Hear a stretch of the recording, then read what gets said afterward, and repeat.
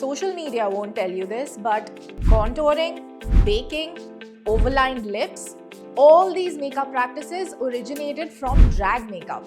However, these beauty hacks are often mistaken as elements of the mid 2010s Instagram makeup style. Makeup was meant to create drag identity. It wasn't just costume, it was a part of the self-expression involved in drag performances. So there was a reason drag queens did the kind of makeup they did.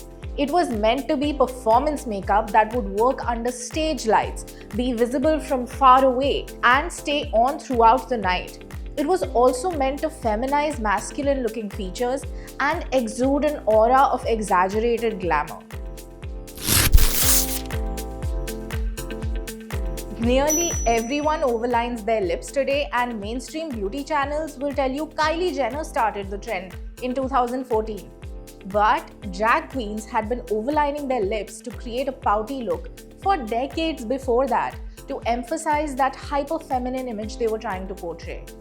Contouring, something people think Kim Kardashian invented, was done by drag queens much before that. The same goes for baking and the full beat look that blew up in 2016. Baking came to be because heavily applying a loose powder helped makeup last really long, so that sweat and oil wouldn't ruin a look in the middle of a drag show. Not only that, but both heavy baking and contouring helped create an illusion of a different kind of bone structure by changing the angles of one's features. Under bright stage lights, this kind of sculpting with dark contour and pale powder helped create a sharp dimension. Those ombre brows you see online, where the front is light and the tail of the brow is darker, that's also a trick used in drag makeup. The high arch of the brow also helped amplify expressions during performances. The cut creases and fluttery faux lashes we thought were invented by beauty creators on Instagram in 2015 have been a fixture of drag makeup for quite some time. Bold eyelashes changed the shape of the eyes and could be seen from far away when a queen would perform on stage. Cut crease eyeshadow looks helped make eyes look bigger and rounder, giving a doll-like appearance. Even today, when there has been significant conversation on the origins of these makeup trends, drag artists still don't get credit where it's due. While many makeup gurus like Trixie Mattel and Kim Chi are known for helping drag makeup get some recognition, it's still stigmatized.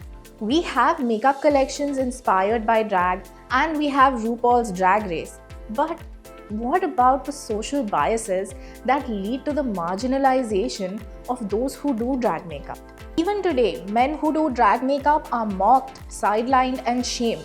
But when cis-het women, which means women who are the gender they were assigned at birth and heterosexual and heteronormative, appropriate the same makeup looks, everyone applauds because society expects women to wear makeup and discourages men from doing so.